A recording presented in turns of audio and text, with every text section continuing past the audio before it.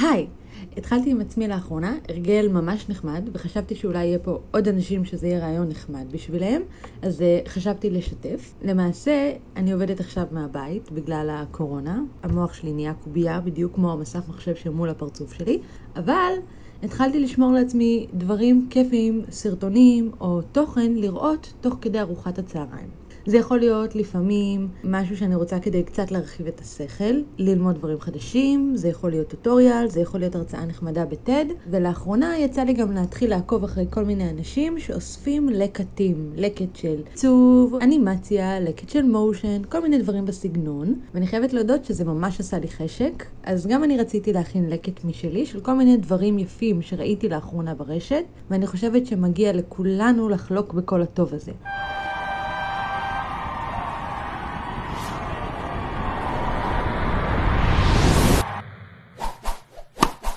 אז הנה כמה דברים חמודים שראיתי באינסטוש. זה ג'מיל, אמריקאי, משיטוט באינסטגרם שלו, זה נראה שיש לו הרבה דברים שמפרים בפריים ידניים באנימציה. אני ממש אוהבת את הצורניות שהוא מגיע אליה, כל הקווים האלה שממשיכים את התנועה שהם חלק מהעיצוב בתוך האנימציה.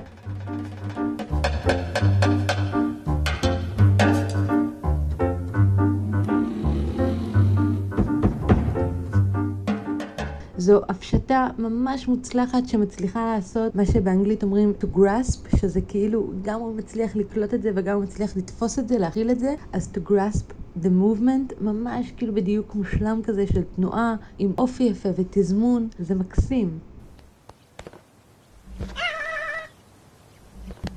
השפן הזה רץ הרבה זמן באינטרנט, ראיתי אותו כמה הזדמנויות, יכול להיות שכבר ראיתם אותו, אבל אם עוד לא יצא לכם לראות אז הנה, וגם יש פה עכשיו את המייקינג אוף שלו, שזה מאוד נחמד.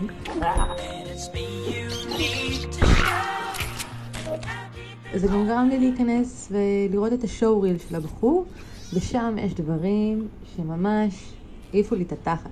יש פה איזשהו חתול שראיתי אותו כבר לפני כמה שנים, ומאוד הגיוני שאותו בן אדם שגרם לארנב הזה לזוז ככה בצורה כל כך מושלמת, הוא גם הבן אדם שבעצם הנדס את הפה הגאוני של החתול הזה. בדרך כלל שאנחנו מחפשים עיצוב דמויות או עושים עיצוב דמויות, בכל התהליך הזה יש איזושהי חשיבה שהיא יחסית לוקחת השראה ריאליסטית מהעולם בחוץ, ומנסה להבין באמת את המבניות של הדברים.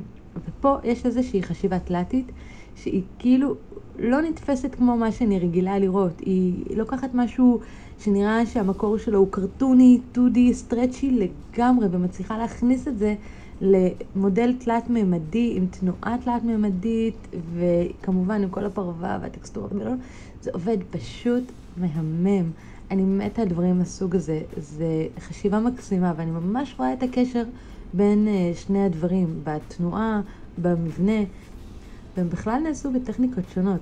חולה על דברים מהסוג הזה.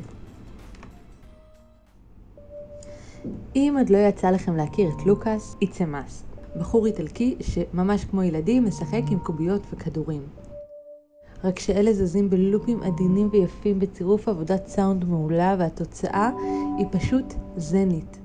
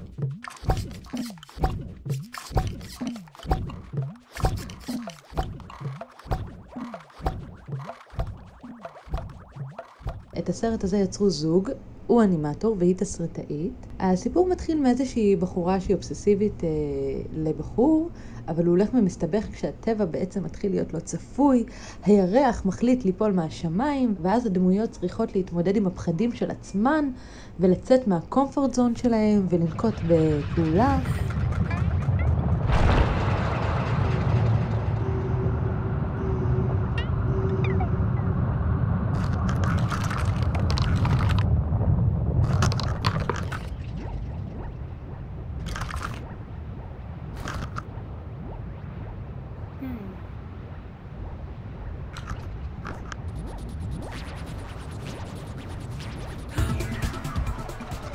בגלל שאני לא בחורה עמוקה יותר מדי, וכנראה שפחות התחברתי לסיפור, אני בעיקר נתפסתי על הארט, ווואו, איזה פאקינג ארט מהמם.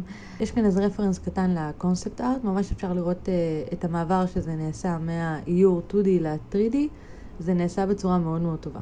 ולסיום סיומת, הדבר המקסים הזה, כי אין כמו דמויות מקפצות בצבעים יפים. אני אשים למטה לינקים לכל הדברים שיש פה, כדי שלא יתבעו אותי אם אסור לעשות דבר כזה, אין לי מושג, וגם כדי שתוכלו להיכנס ולחפור.